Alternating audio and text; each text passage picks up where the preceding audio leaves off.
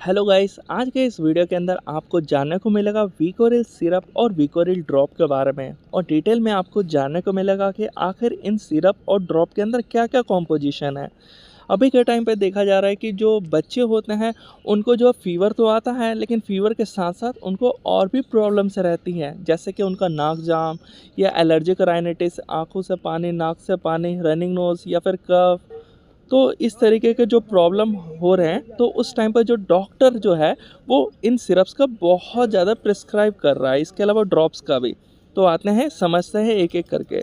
तो सबसे पहले बात करें इन दोनों के बारे में, तो आखिर जो ये विकोरिल है, आपने टैबलेट के बारे में तो जानते होंगे, और सिरप का भी सेम ही काम है, जो कि है कॉमन कोल्ड, एक मेजर प्रॉब्लम है। अगर बच्चे को फीवर है, कॉमन कोल्ड है, तो कॉम्बिनेशन ऑफ मेडिसिन में सिर्फ एक ये विकोरिल सिरप या ड्रॉप जो है वो डॉक्टर प्रिस्क्राइब करता है।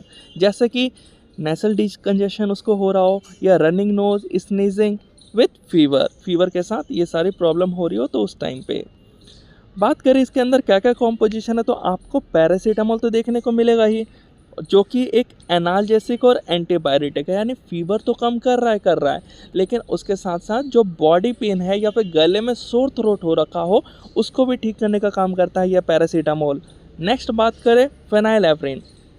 फेनाइलेफ्रिन एक नेज़ल डिकंजेस्टेंट है, जो कि नेसल पैसेज को जो है उसके जो ब्लड वेसल्स है उसको ब्रॉड कर देता है, जो नैरो हो गया है, तो जिसकी वजह से जो है वो नेज़ल डिकंजेस्टेंट इफेक्ट देखने को मिलता है। जो लास्ट सॉल्ट है वो है क्लोरफेनेरामीन, जिसको हम लोग शॉर्टकट में सीपीएम कहते हैं।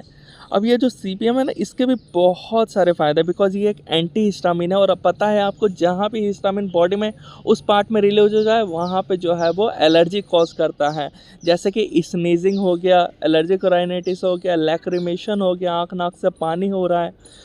तो इस तरीके से जो है इन तीनों सिरप का काम है। तो यहाँ पे आपको अच्छे से इमेज में देख रहा हो, जो ये विकोरिल सिरप और ड्रॉप जो है सेम सॉल्ट में आते हैं, सिर्फ कॉम्पोजिशन में डिफरेंस है, जिसकी वजह से जो सिरप है ये जो है 6 साल से ऊपर बच्चे 2 से 6 साल के बीच में भी दे सकते हैं, लेकिन डॉक्टर के सलाह से पहले, अभी हम डोज वाले सेक्शन में देखेंगे, तो समझते हैं यही कि ये मल्टीपल कॉमन कोल्ड सिम्टम्स के लिए है। यानी फीवर के साथ आपको कॉमन कोल्ड हुआ है, जैसे कि रनिंग नोज, स्नीजिंग, कफ, रनिंग नोज नहीं, यहाँ पे सोर थ्रोट आएगा, इसके अलावा फीवर और नेसल कंजेशन हुआ है, तो उस टाइम पे इसका जो है वो यूज़ किया जाता है।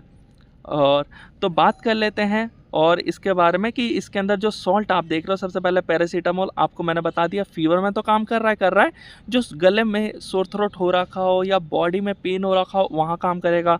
जो दूसरा है फेनाइलेफ्रिन ये नेज़ल डिकंजेस्टेंट है, तो इसको ठीक करने का काम कर रहा है। जो एक लास्ट है सीपीएम है, उसका काम है रनिंग नोज ठीक करना, स्नीजिंग को ठीक करना। तो इस तरीके से जो ये सिरप है और जो ड्रॉप है ये काम करते हैं इनके सॉल्ट वाइज। बात करें सिरप का, तो मैंने आपको बता दिया 2 साल से ऊपर दे सकते हैं, लेकिन बिना बच्चों के डॉक्टर की सलाह से ना लीजिए। जो पीडियाट्रिशियंस होते हैं वो जब तक सलाह ना दे तब तक आप ऐसे कोई भी सिरप यूज़ नहीं कर सकते हो। तो वैसे जो है इसका रहता है 2 से ऊपर, यानी 6 से ऊपर, और 2 से 6 के बीच में जो है वो स्पेशल सलाह लेना पड़ता है। बात करें विकोरिल ड्रॉप का, तो ये तो बच्चे के लिए ही है, लेस देन 2 ईयर किड्स के लिए ही दिया जाता है।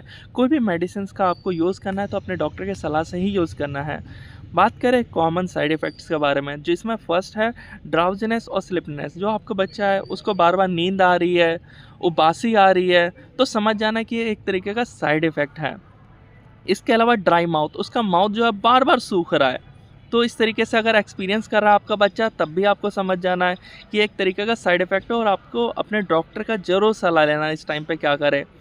नेक्स्ट बात करें नोज़िया और वॉमिटिंग हो गया, और इसके अलावा उसको उल्टी जैसा लग रहा है, और डिजीनेस और हेडेक, उसको जो है वो सर दर्द हो रहा है, चक्कर टाइप के आ रहे हैं, और नेसल इरिटेशन। कुछ जो बच्चे होते हैं उनको नेसल इरिटेशन वाला जो प्रॉब्लम है ये भी देखने को मिलता है, तो ये भी एक तरीके का साइड इफ़ेक्ट है। और लास्ट जो है वो डिफ़िकल्टी इन यूरिनेशन, सिर्फ उन बच्चों में होता है जिनका प्रोस्टेट जो है वो एनलार्ज होता है, तो उनमें देखा गया है कि यूरिनेशन में भी प्रॉब्लम आती है। तो ये सब इसके जो है वो साइड इफ़ेक्ट्स हैं।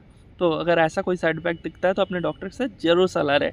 आई होप आपको ये वीडियो अच्छा लगा हो। अगर आपके पास कोई भी क्वेश्चन हो इसके रिगार्डिंग, तो आप कमेंट बॉक्स में बता सकते हो। मिलते हैं नेक्स्ट वीडियो में।